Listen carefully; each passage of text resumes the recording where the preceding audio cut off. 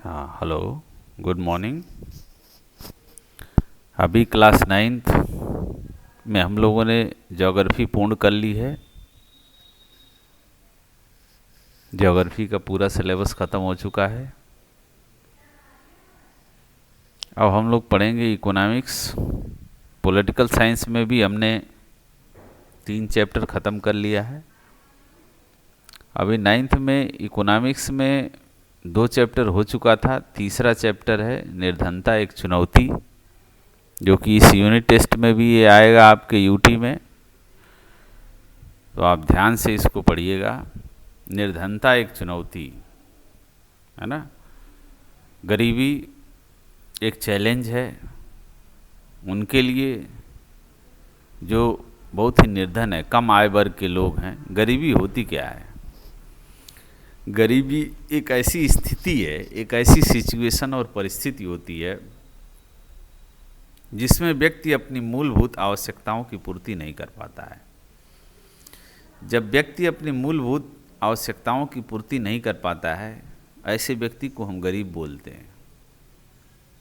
वर्तमान में भारत की अगर मोटे तौर पे अगर देखा जाए तो 26 करोड़ लोग गरीबी रेखा के नीचे जीवन यापन कर रहे हैं। वास्तव में व्यक्ति गरीब क्यों होता है?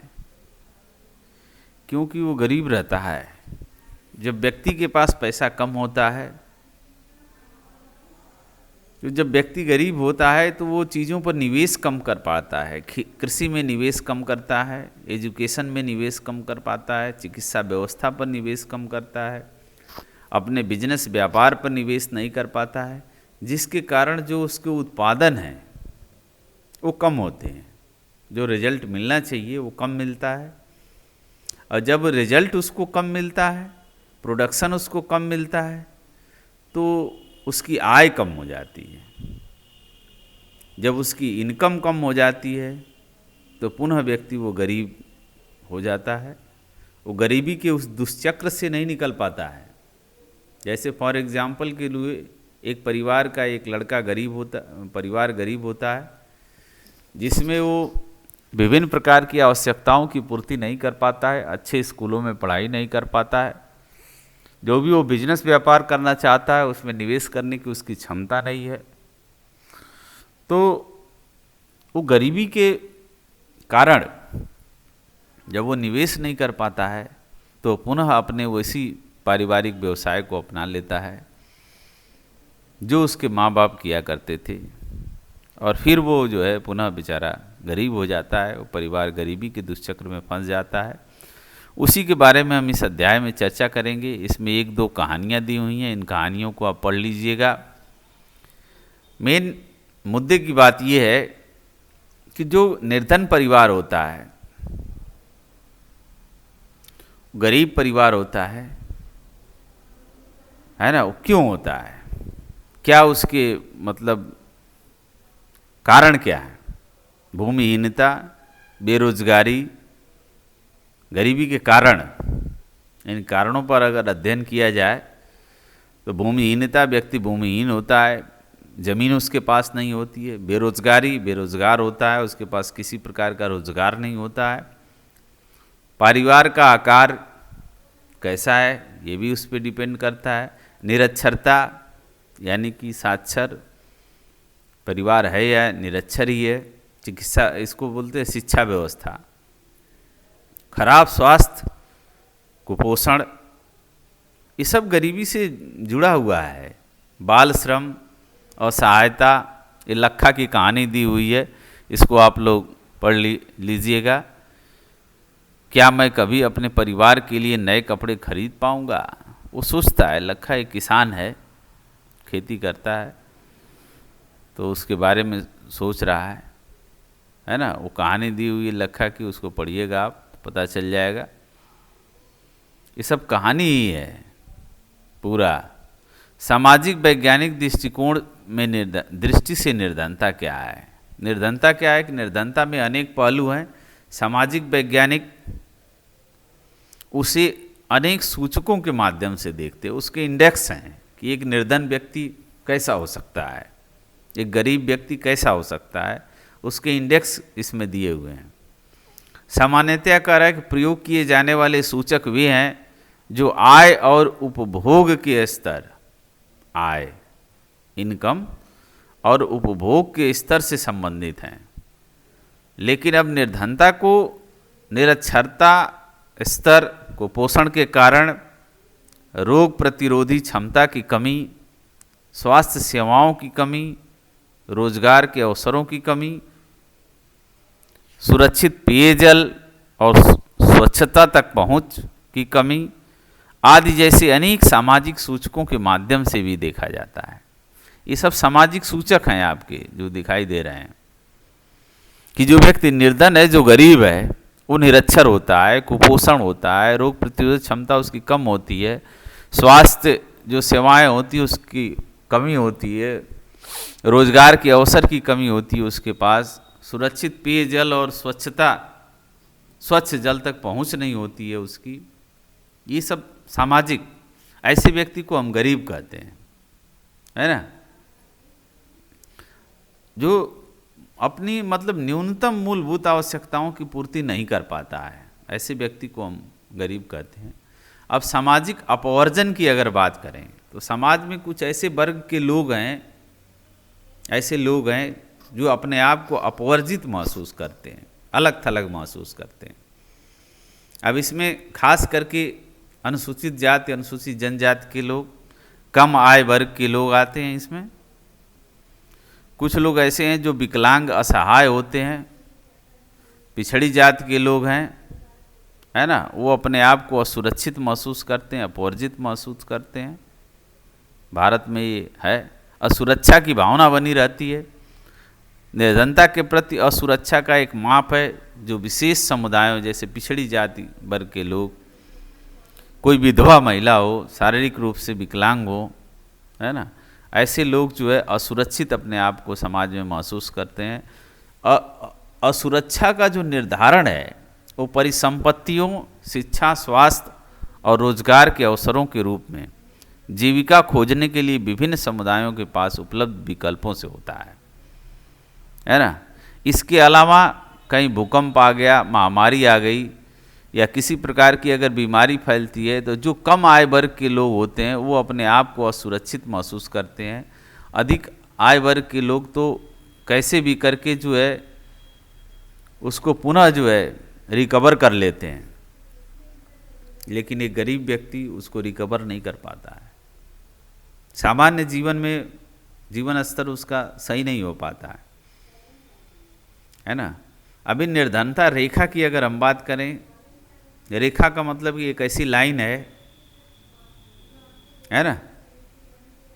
सामान्यतया निर्धनता रेखा की चर्चा की जाती है, बोलते हैं ना कि हम बीपीएल में हैं, एपीएल में हैं। बीपीएल मतलब बिलो पॉवर्टी लाइन, एपीएल मतलब एबव पॉवर्टी लाइन। तो ये पॉवर्टी लाइन यानी कि गरीबी रेखा, यानी कि जो व्यक्ति अपने उपभोग के न्यूनतम स्तर से नीचे गिर जाए, जो मूल आवश्यकताओं के एक दिए हुए समूह को पूर्ण करने के लिए आवश्यक है, मूलभूत आवश्यकताओं को पूर्ण करने के लिए आवश्यक वस्तुएं अलग अलग होती हैं। देखो, काल और स्थान के अनुसार निर्धनता रेखा भिन्न भिन्न होती है, प्रत्येक देश के लिए अलग अलग है ना। भारत के लिए निर्धनता रेखा अलग है और समय के अनुसार ये बदलती रहती है। ऐसा नहीं कि एक बार बना दिया तो बनी रहेंगी, है। वो खाद्य वस्तुएं, अनाज, जो राष्ट्रीय प्रतिदर्श सर्वेक्षण संगठन है, वो संगठन जो है निर्धनता रेखा का एक दे रखा है आप में डाटा। उस डाटा को आप देखेंगे तो आप पाएंगे उसमें लिखा हुआ है कि वर्ष 2000 में किसी व्यक्ति के लिए निर्धनता निर्धारण, ग्रामीण क्षेत्र में रहने वाला व्यक्ति 328 रुपये प्रति माह और शहरी क्षेत्र में रहने वाला 454 रुपये प्रति माह किया जाता है। यानी कि वो व्यक्ति अगर ग्रामीण क्षेत्र में है और 328 रुपये से कम पाता है या 328 रुपये प्रति माह अगर वेतन है तो उसको गरीब माना जाता है। लेकिन अभी ये डाटा बदल चुका है ना। इस डाटा को आप नेट पे सर्च कर लीजिएगा, थोड़ा सा चेंज हुआ है डाटा। गरीबी रेखा का, है ना। अब निर्धनता का अनुमान हम कैसे लगाते हैं, है ना, अनुमान कैसे लगाते हैं। कह रहे भारत में निर्धनता अनुपात में वर्ष 1973 में लगभग 55%, वर्ष 1993 में 36% तक महत्वपूर्ण गिरावट आई है। वर्ष 2000 में निर्धनता रेखा के नीचे के निर्धनों का अनुपात और भी गिर गया है, लगभग 36% हो गया है। अभी गिरावट के संकेत हैं। 26 करोड़ जनसंख्या अभी भी गरीबी रेखा के नीचे जीवन यापन कर रही है ना।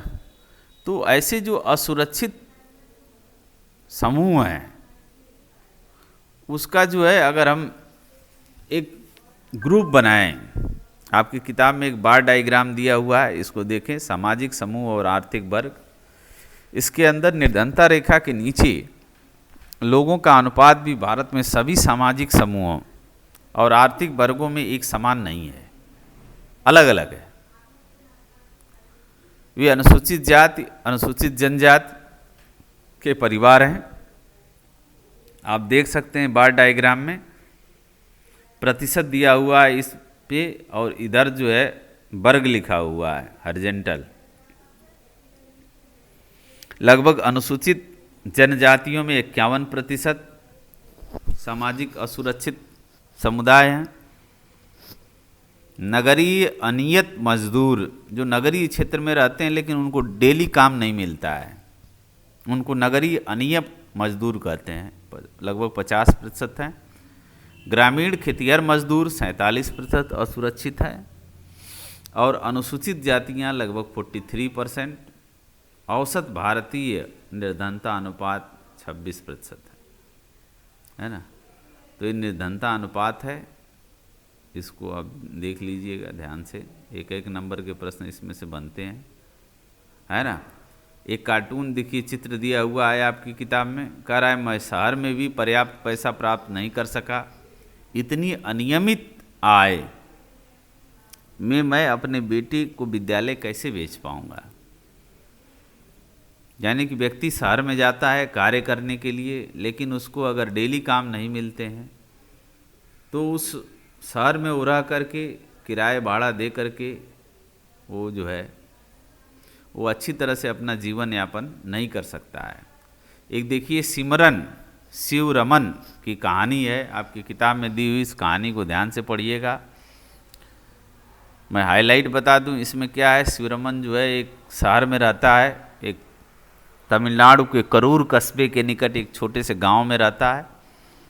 करूर हथकरघा बिजली करघा, जिसको पावर लूम हम बोलते हैं, अपने कपड़ों के लिए प्रसिद्ध है। गांव में 100 परिवार रहते हैं। शिवरमन है ना मोची जाति का है, मतलब जो जूते चप्पल बनाने का काम। अब वह 50 रुपये प्रतिदिन के हिसाब से एक खेतिहर मजदूर के रूप में काम करता है। 5 से 6 महीने उसको काम मिलते हैं, है ना। गांव में दूसरे छोटे मोटे काम भी कर लेता है। उसकी पत्नी शशिकला भी उसमें काम करती है, लेकिन उसे कभी कभी ही काम मिलता है। 25 रुपये प्रतिदिन कमाता है। वो 65 शिवरमन की 65 वर्ष की विधवा माँ भी उसके साथ रहती है वहाँ, है ना। ये सब कहानी है। ये कहानी के माध्यम से आपको बताया गया है कि क्या स्थिति है एक परिवार की। बीमार है, प्रतिदिन उसके कामों में उसे सहायता की आवश्यकता पड़ती है। उसकी 25 वर्ष की एक अविवाहित बहन भी है, यानी कि परिवार लंबा है? खर्च ज़्यादा हैं। तो इसका मतलब क्या है कि व्यक्ति जो है परेशान हो जाता है, वो अपने परिवार पर पैसा खर्च नहीं कर पाता है, लिहाजा उसका परिवार पुनः उस गरीबी के दुष्चक्र में फंस जाता है। ऐसे लोगों को ही ज़रूरत है, ऐसे लोगों को ज़रूरत है। किस चीज़ की ज़रूरत है? सरकार की योजनाओं की। और सरकार की जब योजनाएं उनको मिल जाती हैं तो वो अच्छा कार्य करते हैं, है ना, अच्छा पढ़ते हैं, और उनका जो लिविंग स्टैंडर्ड है वो अच्छा हो जाता है। आज बस इतना ही, बाकी कल